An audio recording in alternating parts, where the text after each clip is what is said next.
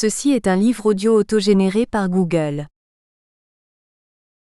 Parole de vie itinéraire. La sexualité coupable, limite et violence de l'institution. Ignorance et tabou. Dans la majeure partie des cas, la totalité pour les plus anciens, on part d'une formation sexuelle et affective insuffisante, voire inexistante ou systématiquement répressive. Élevé dans un collège catholique, j'ai eu toute une éducation religieuse où la sexualité n'avait pas sa place, mis à part les chuchotements au confessionnal concernant la pureté. Les prêtres et les religieux que j'ai connus comme éducateurs m'ont témoigné parfois beaucoup de sympathie et d'intérêt, mais également une incapacité foncière à me faire prendre conscience de mon orientation fondamentalement homosexuelle. Gilles, 37 ans. Mon éducation catholique a réprimé tous mes désirs sexuels, enfantins et adolescents. J'ai été poussée à la culpabilité, au remords et enfin au silence. Marie-Odile, 28 ans. L'évocation de la sexualité provoque toujours gêne et malaise. En ce qui concerne l'homosexualité, c'est le tabou suprême. On est dans l'innommable. Le seul fait de prononcer le mot, et c'est le dégoût. Souvent même on évite, on fait des entourloupettes, des mœurs qui, enfin, vous comprenez ? Michel, 26 ans. Je ne pouvais nommer ni mon amour, ni ma souffrance. Sophie. Manque crucial de repères et d'identification positive pour un jeune qui se découvre différent. Dans ces années-là, et avec une telle éducation sexuelle au catho, je ne pouvais trouver d'adulte prêt à comprendre sans juger. Yann Hugo. Les confusions de l'Église. À travers son porte-parole, le confesseur, quand il n'est pas encore détrôné par le psy, c'est toujours la même peur et la même obsession. C'est quand même curieux, dès qu'on parle d'amour, les curés pensent immédiatement au sexe. Michel. On est en pleine sexolatrie. Il faudra demander aux gens d'église pourquoi ils sont tellement attachés à protéger le sexe, à parler de sexe comme si c'était le tout de l'homme, à fustiger les péchés contre le sexe bien plus que ceux contre la charité ou la justice. Jean-Michel, 45 ans. Éminente focalisation sur le passage à l'acte qui constitue en soi le péché. Es-tu passé à l'acte ? Ce fut sa première question, avant que je ne lui ai donné des précisions sur ma vie d'homo. Éric, 26 ans. Morale des actes et du combien de fois, méconnaissance de la personne et de son vécu, déni des sentiments, refus sans appel de toute légitimité sauf exception, c'est encore et toujours le même malentendu. Exclusion et réduction. L'accueil de ce prêtre a été ce que j'aurais bien dû penser. Je n'ai même pas eu le temps de lui expliquer un peu ce que je vivais. Le jugement est tombé comme un coup près. Jean, 30 ans. Violence du rejet qui renvoie à la perversité, mais vous êtes moins qu'un animal. Rémi, 40 ans. À la maladie, et je connais un toubib. Violence de la pitié, à tout péché miséricorde. Le bon Dieu vous aime bien quand même, une concession, une commisération, une pitié qui me tombait dessus. G. Animateur. Discours schizophrène d'une église jugée contradictoire. Quand elle parle de nous, c'est toujours pour nous flinguer. En toute charité, bien entendu. Avec bienveillance. Tu parles ? Et tout aussitôt, on tire à boulet rouge sur les pas normaux. Antoine, étudiant. Le Christ accueille tout le monde, mais les ecclésiastiques ont tendance à exclure plutôt qu'à inclure. L'Église accueille le pauvre homo, il faut le soigner, c'est un handicapé. On le tolère, mais on ne l'accepte pas.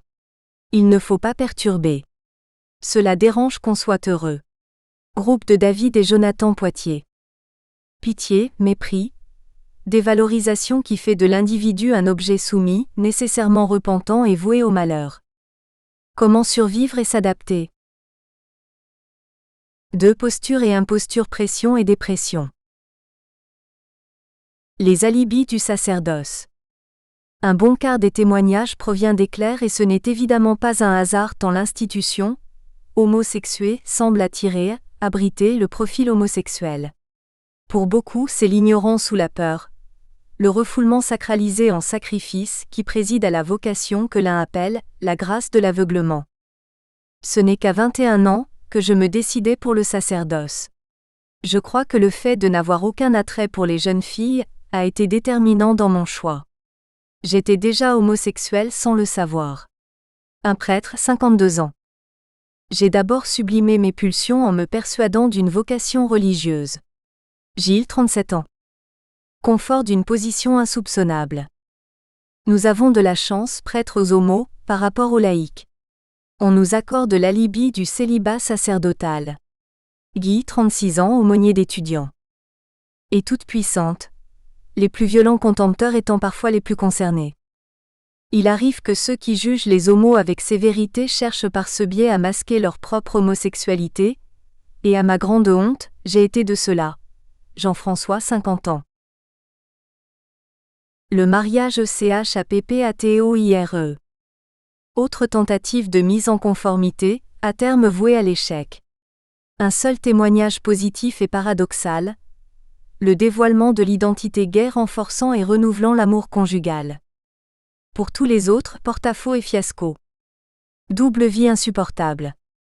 Écartèlement entre deux amours. Un enfer, une cohabitation pleine de tensions et de déchirures mutuelles et constant. Et en écho chez les épouses. Aucun dialogue. Je n'ai qu'à rester dans le placard avec le fer à repasser et l'aspirateur. Un engagement de façade.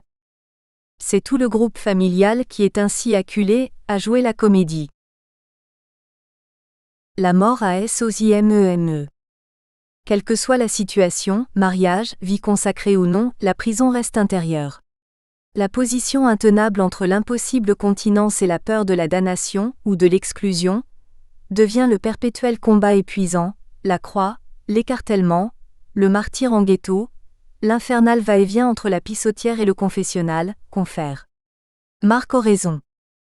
La tension incessante entre deux forces contradictoires finit par engendrer la névrose jusqu'à l'autodestruction. Amour impossible, amour intouchable, alors que je suis créé par et pour l'amour. C'est à devenir fou et je suis devenue folle.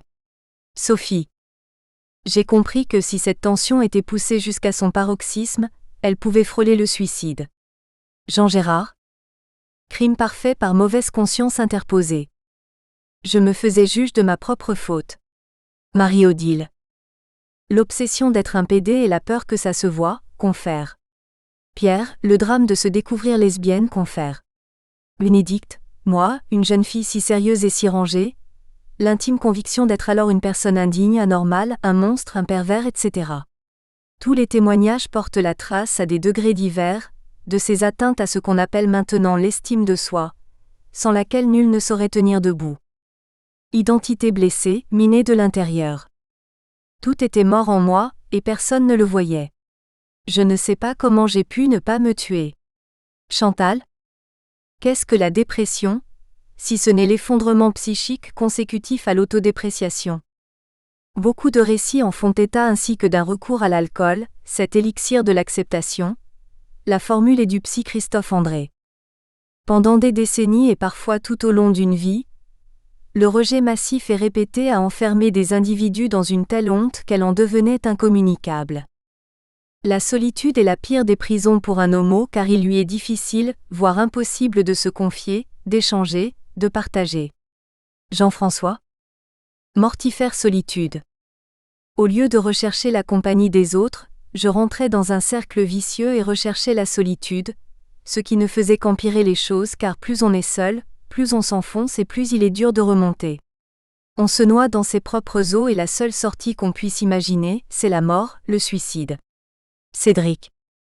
Repli dans la non-vie, dans le silence qui pétrifie, les métaphores sont suffisamment expressives, le mur du silence, le silence de plomb, carcan de silence et de souffrance, la loi du silence jusqu'à la mort. Un témoignage va même associer, dans le même monde du silence, les homos et les anciens déportés, que personne ne souhaitait entendre au retour des camps. C'est un peu la même conspiration du silence autour de l'homosexualité. Les personnes concernées n'en parlent jamais. Pas même à l'église qui serait censée les accueillir. J'ai fait l'expérience singulière d'assister à deux rassemblements, l'un d'anciens déportés, l'autre d'homosexuels de David et Jonathan. Dans l'un et l'autre cas, même observation. ces hommes si réservés dans la vie courante semblent alors libérés et s'embrassent sans retenue fraternellement. Le mur de béton de l'incommunicable tout à coup est tombé. Ils peuvent enfin être vrais, faire ressurgir une expérience humaine que nulle parole ne peut exprimer dans son horrible vérité. Aux journées annuelles de réflexion, JAR, même expérience. Des gens qui vivent enfin et pour quelques heures dans la vérité, qui se regardent les yeux dans les yeux, se manifestent leur affection sans crainte de regard inquisiteur et soupçonneux. Les gens qui tout à coup se mettent à vivre. André, 50 ans, prêtre et d'une famille de déportés. 3. Maturation et libération, redéfinition de l'amour et du péché, différence et fécondité. La réaction identitaire. Se découvrir semblable et fédérateur. C'est par l'affiliation que va se faire l'affirmation de soi, d'où le rôle fondamental des associations, en particulier David et Jonathan, perçus et décrits comme une grande famille, une bouffée d'air frais, une planche de salut. Non pas cependant clinique pour pédés cassés, mais lieu de réflexion et de libération. Nous accueillons ceux qui ne peuvent plus, par honte, se regarder dans une glace. Nous réfléchissons ensemble. Il faut tout faire pour vivre hors du ghetto homo. Pierre, 35 ans. L'ambition du mouvement est de faire venir le jour où chacun, chacune pourra vivre au milieu de sa famille, dans sa profession, sa confession et la société telle qu'il est, dans sa vérité et sa lumière. Si je suis passé en moins de 3 ans du statut d'homosexuel caché sous le boisseau, à celui de gay assumant pleinement son orientation et cherchant à la vivre au grand jour devant mes 2 enfants, ma famille, mes collègues, l'Église, c'est grâce à David et Jonathan. Yves.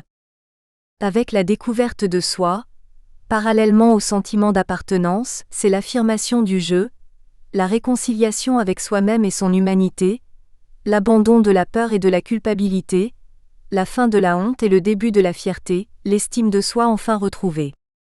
Il s'ensuit de meilleurs rapports aux autres et devient alors possible l'expérience de l'amour. Cela a été pour moi, la fin du secret, le décloisonnement entre ma vie sociale et ma vie privée restée clandestine. Cette double vie aliénante. David et Jonathan m'a aidé à parler, à me dire à moi-même qui je suis, à le partager avec ceux que j'aime et à me respecter. Cette réconciliation avec moi-même m'a permis d'aller vers l'autre et d'aimer. Nicolas. Ma rencontre avec David et Jonathan, il y a quelques années, a marqué le début d'une libération qui n'en finit pas, comme si le dynamisme de la vie était rendu à lui-même. GH. De fait, tout est à réinventer, le couple, la famille, la parentalité. C'est ainsi que l'homosexualité acquiert sa dimension révolutionnaire. La fin des grands principes. Fin du mensonge et de la religion aliénation.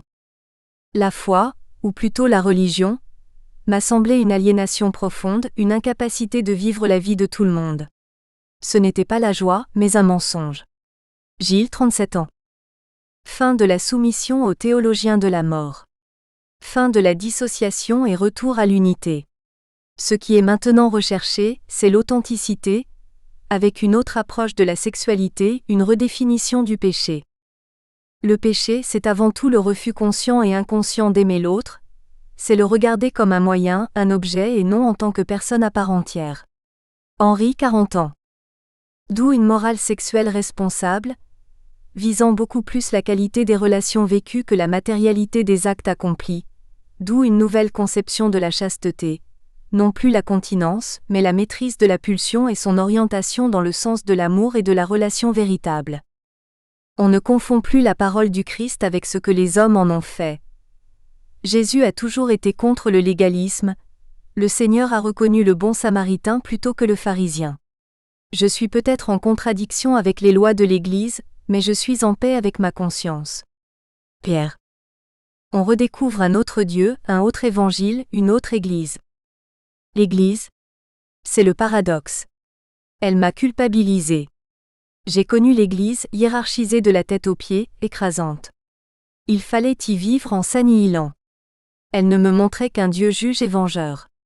J'ai pensé avec effroi à la damnation. Et puis, en découvrant Dieu, le vrai Dieu, celui de l'amour, j'ai aussi découvert l'Église, la vraie Église. C'est elle qui m'a libéré. J'ai rencontré des chrétiens heureux, en contact vrai avec Dieu. Maxime. On ne va pas à Dieu. On ne dit pas Dieu en dépit de sa sexualité, de son affectivité, mais en vivant sa sexualité et son affectivité. Dieu se dit chaque fois qu'un homme se met debout pour vivre dans la liberté de sa conscience d'homme. Un prêtre. On s'unifie à nouveau dans un amour accompli et incarné. Un beau jour, Christian est entré dans ma vie. Jamais notre amour n'a porté ombrage à mon amour pour le Christ. Je dirais même que donner un prénom à l'amour du Christ pour moi, c'est encore proclamer mon espérance et ma foi en la résurrection. Claude, prêtre depuis 18 ans. Une autre fois, un autre apostolat pour une THEOLOGIE de la Liberation. Selon Guy Ménard, il s'agit d'une lecture renouvelée de la foi et du sens chrétien à partir de la réalité homosexuelle et de sa libération. Ainsi, au lieu de perdre la foi, c'est en prenant conscience de mon homosexualité que j'ai commencé à me rendre chrétien pour de bon. J'ai l'impression de vivre une nouvelle vie chrétienne plus vraie celle-là. Eugène. Ce que confirment les témoignages aboutis. Au-delà du drame, l'homosexualité devient un élément positif, une chance, la grâce de ma vie, un cadeau, un second sacerdoce. La différence n'est plus carence, mais don particulier pour entendre d'autres différences, d'autres souffrances. Elle développe un amour privilégié pour les exclus et les marginaux, amour de connivence. Favorisant la compréhension profonde de tout ce qui relève de l'humain, elle implique par là même une mission d'humanisation. Mon affectivité est une richesse pour mon ministère. Un prêtre. Elle devient source de créativité en tout domaine. Ma différence a développé mon sens critique. Marie-Noël. Ainsi elle fait sens et peut s'inscrire dans un projet social et une dynamique spirituelle. Un homosexuel le socialisé est un homosexuel le heureux qui retrouve sa dimension d'homme, de femme et son statut de sujet responsable. Nous ne sommes pas des verrues dans le plan de Dieu. Nous voulons être des hommes à part entière comme les autres, en Église et dans la vie de tous les jours. Jean. Je suis bien dans mon homosexualité car elle va dans le sens de mes valeurs de vie. Démocratie, justice sociale, richesse de la différence. Marie-Noël. Je lutte contre l'injustice, solidaire des minorités, et non d'une seule. Un prêtre. La fécondité s'amplifie de l'harmonie et de la force de notre relation. Elle s'exprime par une disponibilité plus grande aux autres, au monde, par le désir de susciter plus de vie, plus de justice, d'y travailler avec d'autres. Juliette. Notre responsabilité est de faire respecter ce qu'est la dignité. Que plus jamais une femme, un homme ne se suicide à cause des condamnations des églises et de la société qui lapident les différences. De cela je suis responsable. Sophie. Mes frères homo, la société les dégueule. Et je suis tentée pour n'avoir pas d'histoire avec elles, de faire pareil pour garder les mains blanches. Maintenant que je m'accepte, j'accepte aussi cette solidarité avec eux. Maxime. Solidarité qui ne sera pas un vain mot à l'apparition du sida. Paradoxalement, le fléau va contribuer à faire progresser les mentalités. L'idée de punition divine ne fera pas recette. La mobilisation associative autour de la maladie, son accompagnement personnel force le respect et montre la communauté sous un autre jour. Derrière le folklore gay, on découvre le sérieux et l'authenticité. On découvre aussi l'engagement du couple homo qui, devenu visible, pose de fait le problème de son existence et de son devenir. Les structures juridiques se modifient. L'évolution de la société civile suscite de nouvelles réponses. Légaliser amène à légitimer. C'est pourquoi l'Église durcit actuellement ses positions. Comment la rassurer et l'amener à porter un autre regard sur la question? Tout simplement en l'éclairant de l'intérieur. Avec les autres homo-chrétiens, je pense que nous avons à aider l'Église à mieux poser le problème de l'homosexualité. Ni meilleur ni pire que d'autres, nous sommes chrétiens à part entière. J'espère que nous lui faisons honneur. Je reste donc pour provoquer l'Église, ma mère. Non pas par des manifs spectaculaires ou des attitudes ou des positions choquantes, mais par une action continue, contact avec des confrères, des autorités, des théologiens. Si l'Église n'a plus que les journaux à sensation et toutes leurs âneries pour se faire une idée exacte de l'homosexualité, ce sera grave. Il est préférable que ses fils eux-mêmes soient là pour lui dire leur vécu. Je suis même certain que nous avons déjà beaucoup contribué à l'évolution, minime mais réelle, observée depuis une dizaine d'années. Denis? Alors, comme le groupe David et Jonathan Nantes, à l'occasion du Jubilé 2000, osons dire aux évêques ce que nous vivons et demandons-leur la mise en place d'un groupe de réflexion pour élaborer, en concertation cette fois, une pastorale qui donnerait enfin aux homosexuels une place reconnue dans l'Église. Et faisons un rêve. Christianisme et homosexualité, défi du 3e millénaire? Faute de place, il n'a pas été possible de faire figurer la totalité des témoignages. Néanmoins, tous ont été pris en compte pour l'élaboration de cet ouvrage. Que chacun eux en soit remercié eux. Par ailleurs, pour ne pas nuire à leur intégrité et respecter la spontanéité, j'ai dû regrouper les écrits dans une perspective différente de l'analyse. Éclairés autrement, ils n'en conservent pas moins leur cheminement commun. Enfin, tout comme les auteurs ont parfois mis en exergue, en petites majuscules, il m'a paru opportun de mettre en gras aussi ce qui fait sens dans le cadre de notre étude, et au-delà. Il reste, comme chacun sait, que le phénomène de résonance est tout à fait personnel. À chaque lecteur, lectrice donc, de trouver son écho. MH. Monsieur le curé ne veut pas. J'ai chialé. J'en sais, 30 ans, célibataire commerçant dans un petit bourg de Vendée. J'avais environ 20 ans à l'époque. J'en avais tellement marre de vivre dans le secret, que je suis allé voir mon curé.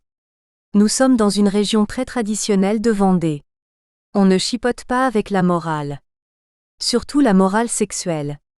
Alors l'accueil de ce prêtre a été ce que j'aurais bien dû penser. Stupéfaction de me savoir homosexuel, scandale. C'est interdit, contre nature et tout et tout. Je n'ai même pas eu le temps de lui expliquer un peu ce que je vis. Le jugement était déjà tombé comme un coup près. Et par-dessus le marché, j'étais bien entendu excommunié. Pas question pour moi désormais d'approcher des sacrements. Rentré à la maison, j'ai raconté mon entrevue avec ce prêtre à ma mère et à ma sœur qui sont au courant de ma situation. Et puis j'ai chialé pendant 2 heures. Mais je dois dire que cette entrevue n'a pas entamé ma foi. Je continue à croire en Dieu et à me sentir membre de l'Église. Je vais à la messe mais je choisis autant que je le peux les messes qui sont célébrées par le vicaire de la paroisse. Je ne peux plus croiser le regard de mon curé, surtout dans l'église. Un peu comme si j'avais peur qu'il ne me chasse. C'est pourtant un bon prêtre, un brave homme. Mais je me suis demandé une chose après coup. Est-ce que ce que je lui ai dit ne l'a pas gêné lui-même dans sa façon de vivre sa sexualité, car il en a une comme tout le monde?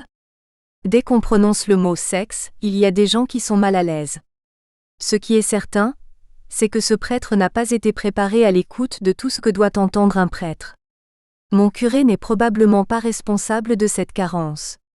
Mais c'est tout de même grave car cet accueil, si contraire à l'Évangile, peut démolir quelqu'un au lieu de l'aider. Le soupçon. Michel, 26 ans, employé de commerce. Mais il faut tout de suite arrêter ces pratiques-là. Évlan? Bien sûr, je m'y attendais. Je sais bien que c'est toujours de ce côté-là qu'on prend le problème. Encore un instant et le bon prêtre m'aurait demandé « Combien de fois, mon cher fils ?» C'est tout de même curieux comme dès qu'on parle d'amour, les curés pensent immédiatement au sexe. À chaque fois que l'Église en parle, ça sent immédiatement le soupçon. Le corps égale danger. L'amitié égale clignotant. Les manifestations d'amour égale feu rouge. L'union conjugale, il n'y a pas très longtemps encore, c'était automatiquement le péché à confesser. On ne pouvait s'aimer que pour avoir des gosses, et encore, en les faisant on péchait quand même. Avec cette mentalité, inutile de dire que l'homosexualité est a priori rejetée. Et les actes homosexuels encore plus, si c'est possible. Rien de changé depuis l'Antiquité de Saint Paul par exemple. On ignorait à ce moment-là la distinction entre l'homosexualité et les actes homo. On ne voyait que la sodomie, infligée aux ennemis vaincus. L'image est tenace. Le seul mot sexe déclenche toujours dans l'Église la même réaction de gêne, de malaise. Un prêtre me disait « Il y a 2 mots que j'évite toujours dans mes homélies, les mots sexe et politique, ce sont de vrais pétards. Si on les risque, on sent tout de suite un malaise dans l'assemblée. Mais en ce qui concerne l'homosexualité, le seul fait de prononcer le mot, et c'est le dégoût. Souvent même on évite de le prononcer, on fait des entourloupettes, des mœurs enfin vous me comprenez? C'est dingue. Moi j'aime Bernard, j'aime toute sa personne. Et nous ne passons pas tout notre temps au lit, comme le croient certains confesseurs et beaucoup de gens. Nous avons même très peu d'intimité. L'amour pour nous c'est ça, oui c'est vrai. Mais c'est aussi et surtout infiniment autre chose.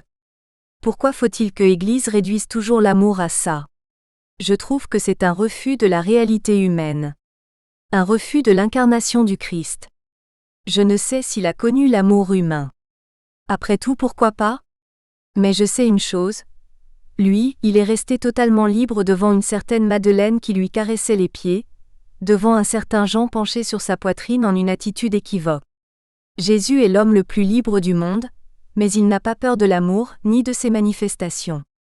L'amour, c'est tellement beau, m'a dit un jour un aumônier de lycée, qu'il a fallu un Dieu pour le vivre en réalité et totalement et nous montrer comment faire. Moi, je n'en suis pas encore là, il y a des bavures, c'est bien vrai. Mais Jésus-Christ m'aide à apprendre à aimer pour de bon. Alors tant pis pour une église schizophrène qui fonctionne sur deux voies différentes quand il s'agit de l'amour des êtres humains entre eux. À tout péché, miséricorde. Lucien, 32 ans, enseignant. J'ai pris conscience de mon homosexualité quand j'ai atteint la trentaine. Éducation dite chrétienne dans une famille heureuse, bonnes écoles comme on dit, c'est-à-dire école religieuse, sachons rigoler. Il a fallu attendre qu'on me bassine de questions et de conseils sur le mariage pour que je me rende compte que ce n'est pas ma voie, et que, au fond, la femme me laisse plutôt indifférent. J'ai toujours eu de bonnes copines, un point c'est tout. On a eu beau m'en jeter dans les bras. Rien, comme disait Louis XVI. Puis ce fut le déclic, un film homo. Des fantasmes qui me harcèlent. Je m'aperçois alors qu'au fond j'ai toujours gommé ma vraie nature, et que ce que j'appelais vertu n'était au fond que du refoulement, rien de plus. Alors ce fut la nuit noire, y compris au plan religieux. La révolte. Une vie de camouflage commençait. Inventer des tas de trucs pour faire croire que j'étais comme tout le monde, disons hétéro. J'ai même inventé des rendez-vous féminins, des coups de téléphone, tout un cinéma pour donner le change à mes parents. Puis, subitement, la révolte a pris un tour religieux. Cette éducation chrétienne, avec tant de tabous, je m'étais laissé piéger comme un gamin. Mes copains de fac avaient bien raison. L'Église m'avait fait vivre dans la rêverie. Elle m'avait empêché d'être un homme à part entière. Un jour, mais longtemps après ma découverte, je suis allé voir un prêtre que je pensais plus ouvert que les autres. Voilà. J'ai des tendances homosexuelles, c'était le moins de ce que je pouvais avouer. Je suis chrétien, comment vivre cela? J'ai senti qu'il était sans doute plus mal à l'aise encore que moi. Il m'a répondu, « À tout péché miséricorde. » Et puis, tu sais, je connais un toubib très psychologue. Si tu allais le voir? J'ai eu du mal à me contenir. De quel droit faisait-il de moi a priori, un pécheur et un malade? C'est dingue. Je me suis senti blessée au plus profond de moi-même. Sur le coup, je n'ai pas réagi. Sa pitié m'a meurtri. Mais après j'ai pris mon parti. Inutile de continuer à fréquenter une église qui a toujours une réponse pour boucher les trous des questions humaines, et une réponse si peu humaine précisément. Je suis encore allée à la messe pour faire plaisir à mes parents en certaines circonstances, pour qu'on ne me pose pas de questions. Mais le divorce était consommé entre l'église et moi. Provisoire, heureusement, puisqu'un jour j'ai trouvé un autre prêtre plus astucieux et surtout plus évangélique qui m'a dit que Dieu m'aime tel que je suis, et qu'il me demande de m'aimer moi aussi tel quel. Et de vivre ma sexualité telle qu'elle est, ce qui ne veut pas dire faire n'importe quoi. La morale judéo-chrétienne m'aura démoli pendant bien des années. Lucien s'est suicidé quelque temps après ce témoignage. Quand même. J'ai animateur. Je n'en pouvais plus de tout cacher. Je suis allé voir un prêtre, loin de chez moi, dans une autre paroisse. Besoin d'incognito, d'anonymat, comme si j'avais fait un crime. J'ai tourné autour du pot pendant un certain temps avant que cela ne sorte. Mais il avait déjà compris que j'avais quelque chose de lourd à dire.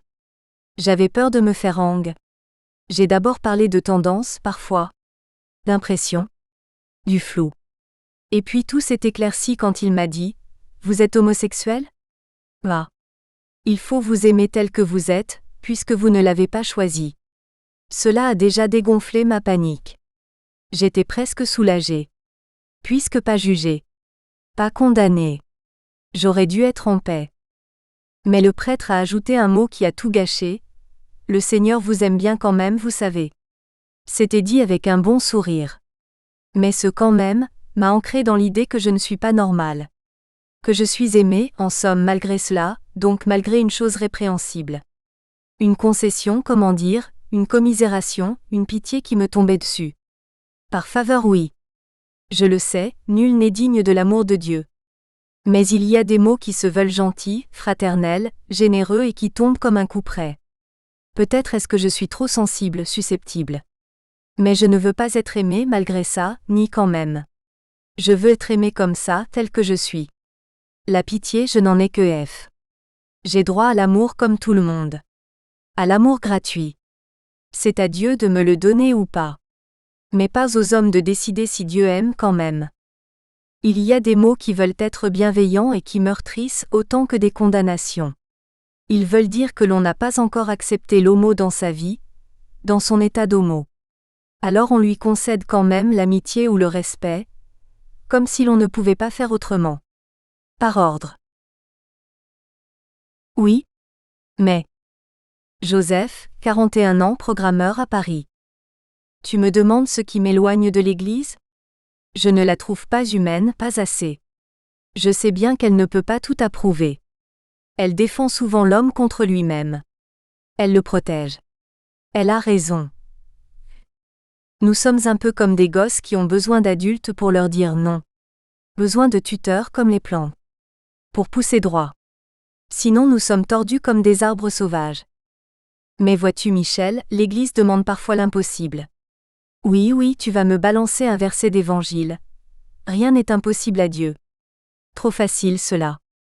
Quand j'ai vu un prêtre avec qui j'ai enfin pu parler de mon homosexualité, il m'a aussitôt balancé la position de l'Église. L'homosexualité, ça ne se choisit pas. Alors tu n'es pas coupable de l'être. Ouf, voilà qui m'a déjà rassuré. Un but de gagner. Et crois-moi, cela soulage dur. Mais il a ajouté aussitôt. En revanche, les actes homo sont systématiquement des péchés. Ils sont contre la nature, contre l'ordre voulu par Dieu. Et tout. Depuis, je peux te dire que j'y ai réfléchi à la fameuse nature. Qu'est-ce qu'on lui fait dire à la nature? On vous la flanque comme ça. Terminé. Et je me suis aperçu que, évidemment, la nature dont on parle, c'est presque toujours ce que pense le clan, la tribu, le milieu. Nous voilà en pleine pampa.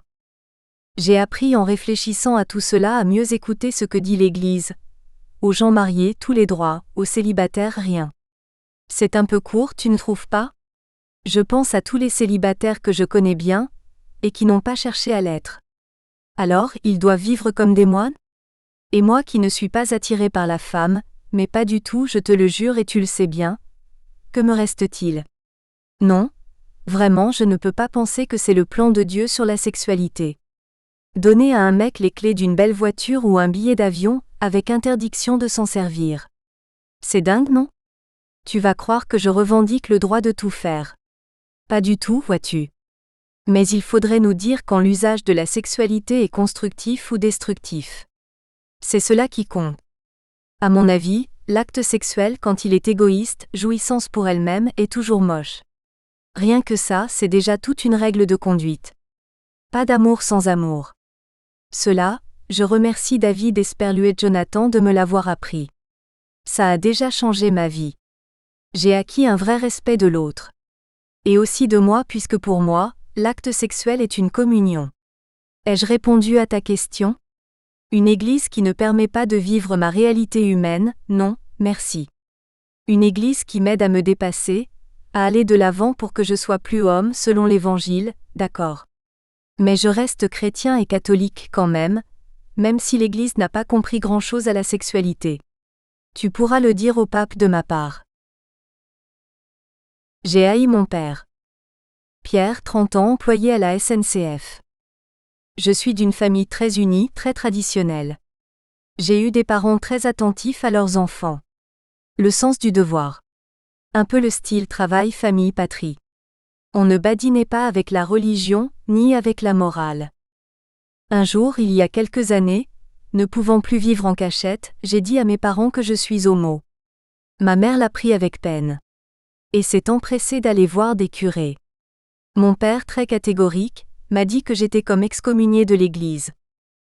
Alors j'ai conçu une véritable haine, non seulement pour cette Église qui condamne ainsi les gens sans savoir s'ils ont choisi ou non leur état, mais aussi pour mon père qui représentait alors, pour moi, l'Église qui me condamnait.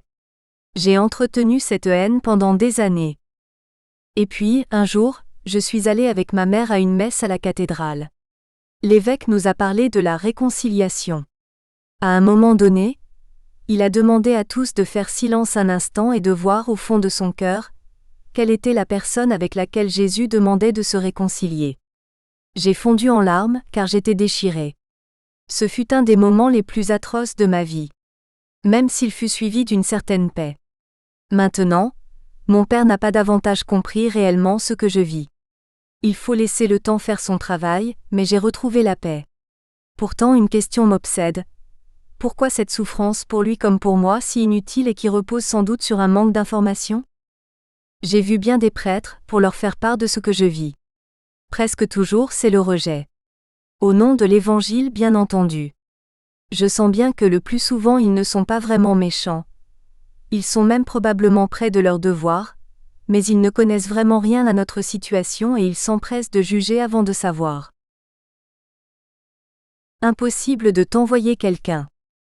Benoît, 30 ans, dessinateur dans le Sud-Ouest. J'étais arrivé depuis quelques mois, dans une ville moyenne du Sud-Ouest, et j'avais une relative insertion dans l'église locale. J'avais un travail, dessinateur en architecture et j'étais âgé de 25 ans. Le responsable du secours catholique m'appelle un jour pour me demander si j'accepterais de recevoir parfois, le soir, quelqu'un qui sort de l'hôpital psychiatrique et qui a besoin de connaître des gens variés pour être écouté. J'accepte les modalités, rencontre le psy qui s'occupe de cette personne. 30 ans et c'est un homme. Le psychiatre m'envoie chez son employeur, car il a pu trouver un job. L'employeur, je le connais bien. Président du Secours catholique, responsable local d'un important groupe du mouvement des Focolari, homme très actif, industriel avisé, qui intègre dans son personnel ex-clochard, ex-tolard. J'avais collaboré avec lui pour la création de sigles et décors pour une Maria Poli, un rassemblement du mouvement des Focolari. Ce patron m'avait entendu émettre un dimanche précédent durant une messe l'intention de prière suivante. J'aimerais que l'on prie pour tous ceux qui vivent la différence qu'elle soit éthique, sociale ou sexuelle. Au premier rendez-vous dans son bureau, il ne me laisse même pas m'asseoir, vient vers moi et me dit en me saluant à peine « Qu'entends-tu par différence sexuelle ?» Je me souviens parfaitement et dans ma surprise, je reçus une force et une liberté à répondre avec autant d'aplomb. J'entends par là les différentes sexualités. Il reprit en poursuivant, « Es-tu concerné ?» Ce à quoi je répondis, « Je le suis. » Il commença à me refuser l'accès de son employé, disant, « Tu comprends, j'espère que l'on ne peut pas t'envoyer quelqu'un comme ça chez toi le soir. » Et une discussion nette et franche s'ensuivit, et cet homme qui m'avait invité à dîner initialement chez lui, se ravisa et me reconduisit, de sa zone industrielle aux portes de la ville, mais non à mon pas de porte. Il m'invita la semaine suivante dans le plus chic restaurant de la ville, pour mettre un peu de baume au cœur, croyait-il, et en diplomate, asseoir sa position. Il ne parvint à rien de plus que m'offrir un dîner, ma foi excellent, agrémenté pour lui, de quelques réflexions sur la situation homosexuelle. Comment cet homme, malgré tout curieux, m'avait-il considéré ou plutôt soudainement déconsidéré ? Il n'imaginait pas qu'un PD, comme ils disent, puisse se retenir. Encore moins être heureux dans sa peau. Et loin de lui l'idée de chasteté et de continence qui, moi, me plaisait et que j'essayais de vivre au mieux, jusqu'à prendre dans les mois qui suivirent un engagement sur le lieu même de cette question puisque j'entrais au noviciat monastique. Priorité aux paumés. Antoine, étudiant. Ce qui m'éloigne de l'Église ? D'abord, je ne me crois pas loin de l'Église. Je prends des distances vis-à-vis de la boutique qui prétend la représenter, l'institution. Différent, non ? Personnellement, je devrais bien me remettre en cause davantage. D'accord. Mais l'Église officielle, pourquoi attend-elle? Une preuve? Elle me semble schizophrène. 2 discours. Un dans l'Église de Pierre, un déluge d'invitations à rejoindre les petits, les pauvres et les exclus, mais ça pourtant c'est déjà moins net, moins virulent. Les exclus ça risque d'entraîner loin, c'est flou. Dans les faits, une Église accaparée par les fidèles. Fidèles à qui, à quoi? À préciser. Elle leur consacre la quasi-totalité de ses moyens. Alors. Et puis quand elle parle de nous, c'est toujours pour nous flinguer. En toute charité, bien entendu. Avec bienveillance, sans juger les personnes. Tu parles? Et tout aussitôt, on tire à boulet rouge sur les anormaux, les gens atteints d'anomalies, vivant sur des carences, des manques, etc. En un mot, et il est devenu célèbre des infirmes. Alors je pose la question, que fait l'Église pour ces infirmes que nous sommes censés être? Auront-ils enfin sinon la priorité? Ils ne la réclament pas du tout, mais au moins un brin d'attention véritable? Ce qui commencerait par nous connaître tels que nous sommes au lieu de donner dans le même panneau que les journaux à sensation, le sexe, la sexolatrie? 2 discours. Au nom de Jésus-Christ. Un seul suffirait, non?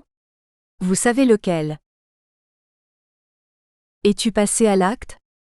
Éric, 26 ans. Combien de fois suis-je entré dans un confessionnal pour parler de mon homosexualité? À tous les coups, je m'en suis tiré avec une accusation assez nette pour dégager ma conscience ou ma bonne conscience. Mon père, j'ai péché, contre la pureté 3 fois, pas tout seul. Et puis la pirouette. On parle d'autre chose de moins dégoûtant. Et l'on sort de la boîte, ni vraiment pacifié, ni tout à fait inquiet.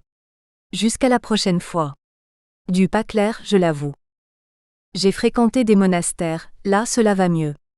L'impression de jeter tout cela dans un tombeau, dans un puits. On ne risque pas de rencontrer le bon moine le lendemain, dans la rue.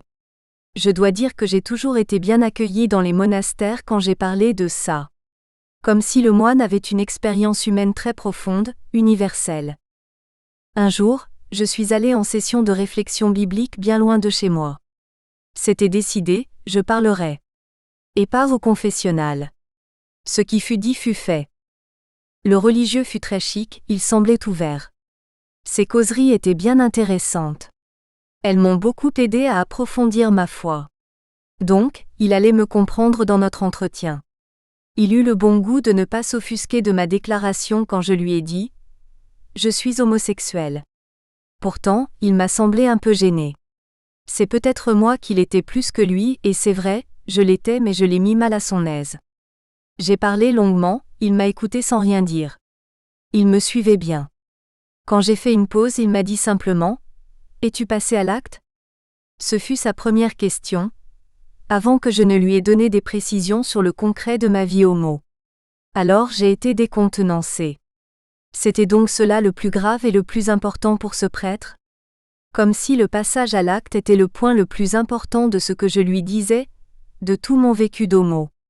J'ai compris une fois de plus que l'on nous regarde toujours en voyeur. On s'intéresse à ce que nous sommes censés faire à longueur de journée. Et c'est cela qui intéresse Dieu. Et l'Église. La morale des actes. Merci bien pour moi. La morale, cela doit être plus important et cela ne veut pas dire que les actes n'ont pas de sens. Mais je n'ai pas lu dans l'Évangile que Jésus commençait par là quand quelqu'un venait vers lui. Cette histoire du passage à l'acte me fait sourire aujourd'hui. Je n'en veux pas à ce religieux, d'autant plus qu'il a été chic. Mais si j'en parle, c'est parce que c'est significatif. Le 8e sacrement. Jean-Michel, 45 ans, employé d'administration, région, traditionnellement chrétienne. Pour moi, il y en a 7 sacrements. C'est déjà pas mal. Et c'est bien ainsi. Jésus-Christ savait ce qu'il nous fallait pour mener notre vie avec lui.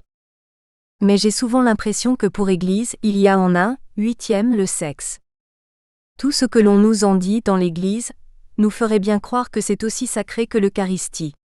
Vraiment de quoi rire. Toute la vie des chrétiens serait-elle donc polarisée par le sexe? On est en pleine sexolatrie. Il faudra demander aux gens d'Église pourquoi ils sont tellement attachés à protéger le sexe. À défendre les atteintes à la vie sexuelle. À parler du sexe comme si c'était le tout de l'homme. à fustiger les péchés contre le sexe bien plus que ceux contre la charité ou la justice. À une certaine époque, quand j'étais mal dans ma peau, dès que j'avais fait une faute sexuelle, je me précipitais au confessionnal. Ah, cette erreur d'arriver trop tard et de trouver l'église bouclée ou pas de prêtre pour me donner l'absolution. Les transes au fond de ma conscience. En même temps, la crainte que le confesseur ne comprenne de quoi il s'agissait, je veux dire que j'étais homosexuel. Alors je m'accusais en mesurant bien mes mots, ni trop clair ni trop caché quand même. Enfin, juste de quoi me donner bonne conscience et décrocher une absolution. Ouf, je sortais de là tranquille pour, jusqu'à la prochaine fois. Un jour, je suis tombée sur un prêtre plus astucieux. J'ai déballé mon problème d'actes homo et de masturbation. Et il m'a dit, franchement, quand vous manquez à la justice ou à l'amour des autres, êtes-vous aussi pressé de venir vous en accuser ? C'était la bonne question. Celle qu'on aurait bien dû me poser depuis longtemps, ou que j'aurais dû me poser, je le reconnais. J'ai commencé à comprendre que mes actes sexuels, c'est certain, ne sont pas des bricoles. Mais j'ai réajusté toute ma vie, et surtout ma relation avec Dieu. Il m'appelle à tant d'autres choses qu'à l'intégrité sexuelle. Ce qui ne veut pas dire encore une fois, qu'elle n'est pas importante. Mais que diable en faire un sacrement ? Nous espérons que vous avez apprécié cet aperçu. Pour continuer à écouter ce livre audio sur Google Play Livres, utilisez le lien dans la description de la vidéo.